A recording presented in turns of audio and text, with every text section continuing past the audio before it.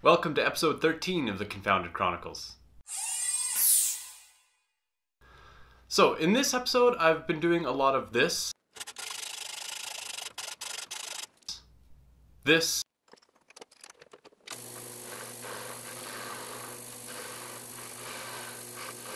and this. Essentially just preparing all the raw stock for the pens. It's the most boring process. I really need to invest in a bandsaw, but the money I was putting towards the bandsaw, I put towards Tormach tooling, so you'll have to wait a little bit. But that's the next step, because cutting up stainless stock sucks and takes a lot of time. Other than that, I'm going to prep all those parts for those pens. This month I'm going to try to make 10 pens, which I feel should be doable. We'll do 5 first to make sure I've ironed out any kinks and I don't screw myself by batch cutting like 10 units and then realize I'm out by a tolerance or something like that. So I built 5. I'll build 5 more. 5 will probably go for sale on my website. 5 will probably go for sale on Etsy. And I'm going to do different style grips. I think I'm going to do the standard brass grips. I might do some patinaed grips, which I'll shoot video of because that's kind of a cool process. I'll probably do some copper grips. I might do some black grips, and I'm still debating if I want to go with my kind of old school method of just tarnishing the brass to make it somewhat of like this. Basically doing the brass this way. That's it's just an oxidized coating that wears off over time. As you can see kind of on the edges here. It just starts to show the brass through. I think it's a cool look. It's just not permanent. A different way to go about it is to use a more durable coating. I've been looking at Cerakote, which is a coating I should be able to do because it's just essentially like a spray on and then a powder coat and then a bake. And that's kind of a cost-effective way to get a relatively robust coating for this. And it seems to be, it holds up decently well in the knife world. It's not perfect, there's a lot better coatings out there, but for kind of a cost balance, durability, cost balance, I think it'd be pretty good for a pen. So I might try some grips in that.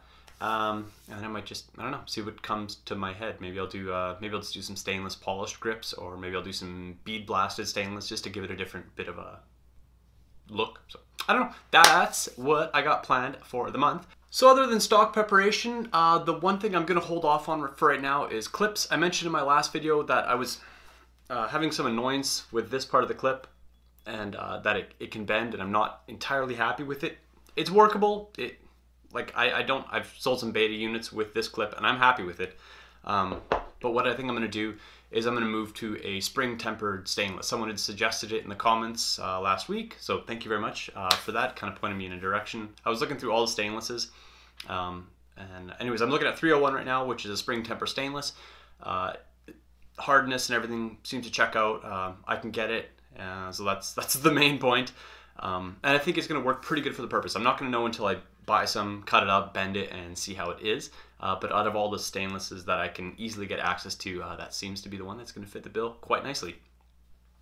If you're a knife maker, a pen maker, a metal worker, something like that, a beginner kind of like me, and you don't know all these different grades and stuff, one thing I find really beneficial is to just go to McMaster.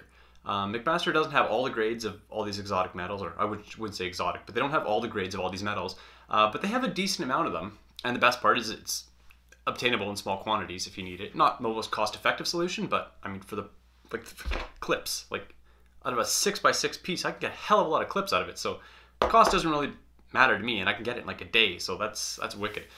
But the cool thing is, out of all the materials you can pick, and it just kind of gives you a brief description of what that material would be used for, or what it's typically used for in industry. And from there, you can dive into wikis, and you can go look up, proper websites that have a lot more details on the specific material you're looking up. But it's kind of a cool way just to span through a bunch of materials really quickly and get a feeling of what you're after. So another thing I was noticing with this pen, I want to sell this pen. The one thing that's kind of not holding me up in the design, but just it's always in the back of my mind is I want to make a bolt action. I want to make a clicker of this pen. I honestly think that this pen, I think it'll sell okay, but I think the bolt action is going to supersede that, and I think the clicker is going to supersede the bolt. Just because that's what people like. You like intricate, cool things, and I honestly think a clicker and a bolt action are a little bit better than the screw cap. Screw cap is good, but people like mechanisms, right? I was going for a walk the other night with my dog. I go for a walk every night. It's a great time to think. That's where a lot of my ideas get hatched, and I had an idea that I had to write down immediately because I was so blown away by it. What I realized here is I built the Jeep of pens, if you want to put it that way. This is an ultimately customizable pen. It just got threading, and it might not be the most pretty unit, but it's incredibly utilitarian. And what the cool thing is, I realized I can make a bolt action, or I can make a click mechanism that'll essentially just screw, like if I were to take this off, there's no reason I couldn't build a click mechanism that'll screw directly into the back of this pen and convert the entire pen into a click pen. Or if I wanted to do a bolt, but then I thought about both those ideas, and the click is, well, let's go into detail. I'll show you. So a bolt action is very simple. I'm not going to draw it out. Click mechanism, that's a different story. If you didn't look up, look up the first way that they designed your standard click to extend, click to retract pen. It took a team of like 60 engineers to design that pen. So redesigning it is a bit of a challenge. And to the people out there that have already designed their own click mechanism that's kind of unique to what's out there, I applaud you, because it's very interesting, and it's a complicated little mechanism. So the mechanism that most people probably are aware of is it's basically something kind of like this. You'd have a couple pawls, angled pawls, and then you'd have something kind of like this. We'll call it like that.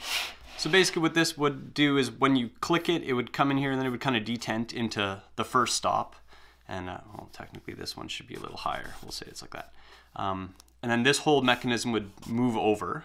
And then once you click it again, this pawl would push against this. I haven't drawn it quite correctly, but it's basically a series of steps so that it goes down, and then when you release it, it stays at that step. When you click it again, the next pawl pushes it forward, comes back up.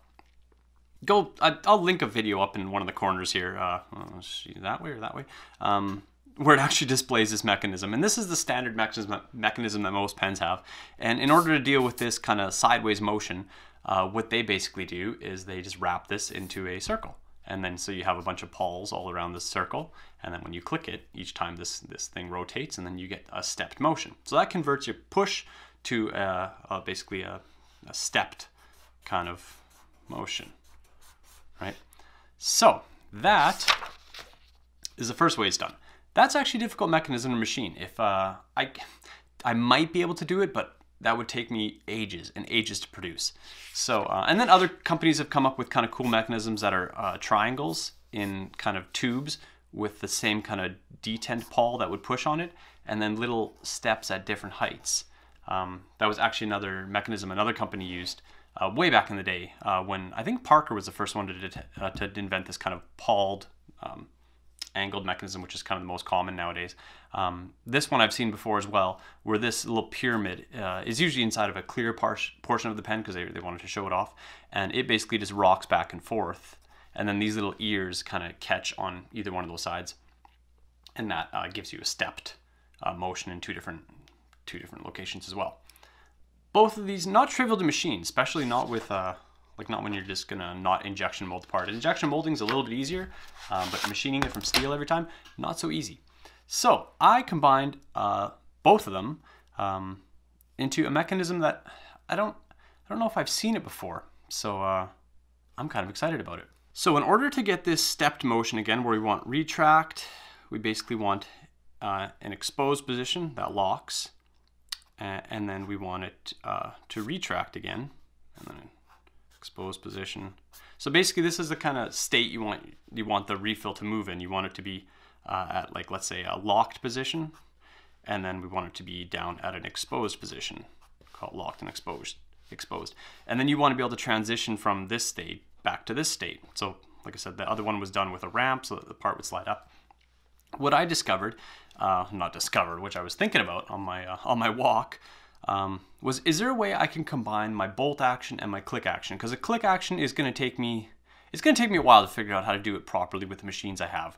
And I found, like, I was looking at other things with eccentric lobes inside of, like, tubes and stuff like that with follower pins that would slide around, and this is a sphere and it rotates, and it gets really complicated because a lot of this is fourth axis work. So what I thought of was, well, if we take that thing, basically these steady states, and we move it into a kind of a sinusoidal pattern.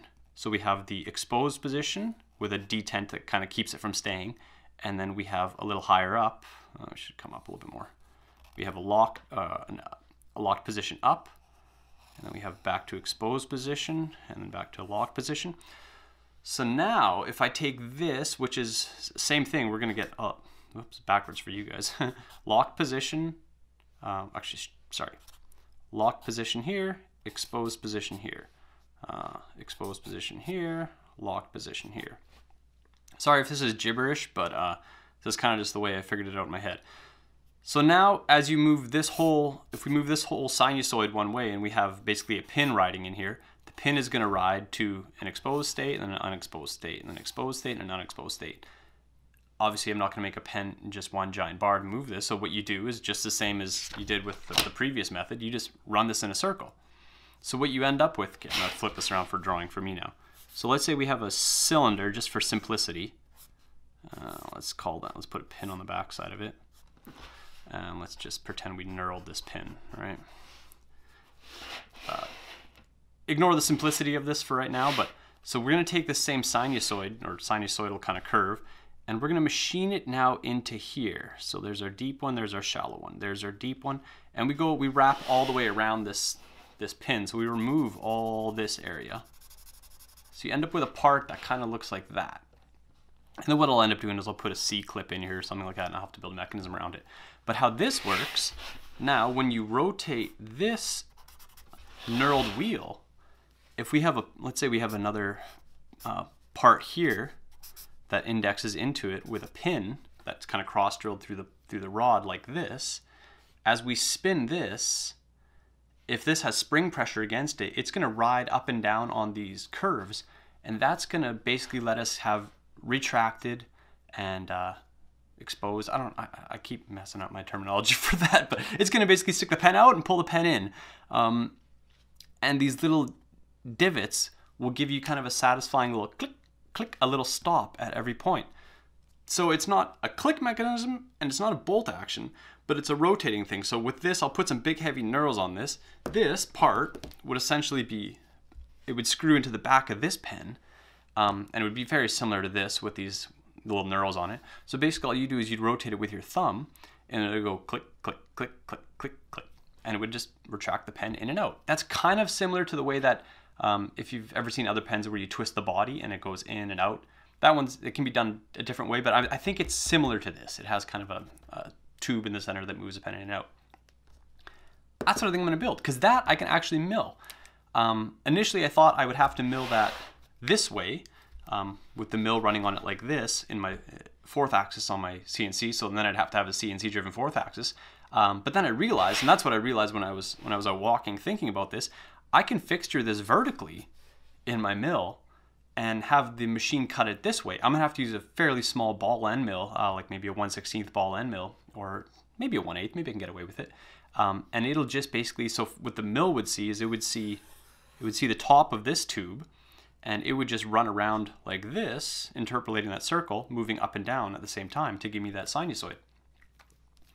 That's something I can do basically right now without having to invent a bunch more tools or upgrade a bunch more components in my mill.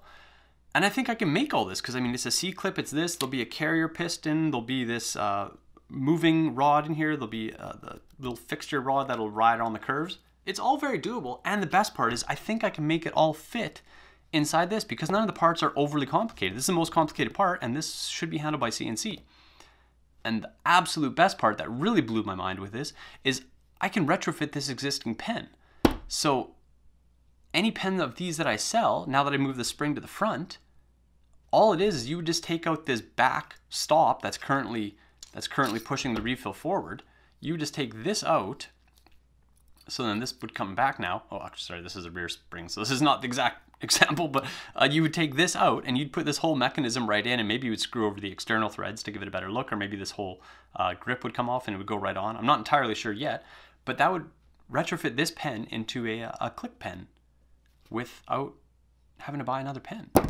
So that's kind of cool, because then that's like for customers, people like you or whatever that want to get your hands on a pen, I could sell this as just basically an upgrade, and you wouldn't have to buy a new pen and go through all the money and me going through all the work of building another one of these. You could literally retrofit the existing pen, which I thought was super cool, because now you have a multi-use unit and you save a little bit of dough, and I can work on finishing this design, and it gives me motivation to finish this design, knowing that it's basically not for naught. Like, it's, as I work on this, this can be forward compatible with future things. It's not just like, well, this pen was a screw cap version and now I'm moving on to a totally different style. So that really excites me, and that puts a lot more motivation behind me to get this thing dialed just perfectly, because now it's not a finite life unit. I can move forward with it, and I can upgrade it to something really cool.